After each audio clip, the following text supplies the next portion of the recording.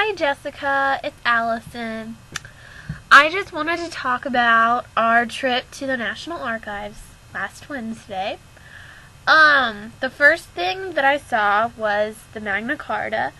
I knew kind of the basis about that. Like, I knew that it was kind of something that we looked towards when we were making our Constitution.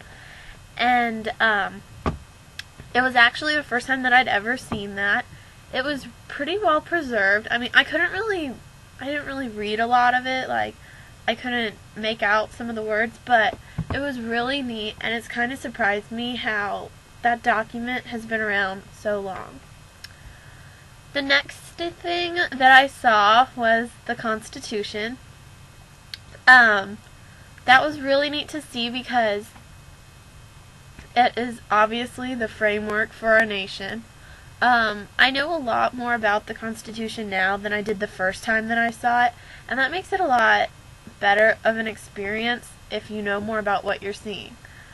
I was also kind of surprised at how well taken care of it was, as compared to some of the other documents that I saw.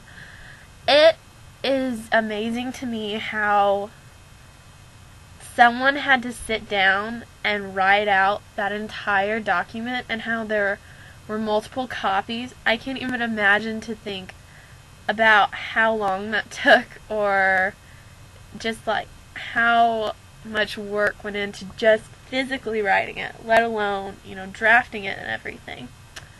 The next document that I saw was the Declaration of Independence, and I'm not gonna lie, this one kind of disappointed me. It was so faded, you can hardly read anything on there. But it also is really inspiring to see. All of our founding fathers signed that document. It was a document that made our country. It gave us the history that we have today. It was such a neat period in history. It's really my favorite era of United States history, and I really liked seeing it, even though it was, not the best taken care of document. The last document that I saw was the Emancipation Proclamation, and that was my favorite one to see this past Wednesday. It was my first time ever seeing that. And in another class, I'm learning a lot about Abraham Lincoln, and it was just really neat to be able to make the connection between, him writing that and actually seeing it. And also, I thought that it was just really neat to think about, how many people's lives were impacted by that one document. How many people were made free people because of what he said and what he wrote on that piece of paper. It was just really inspiring. Well, Jessica, thank you for taking us to the National Archives this past week.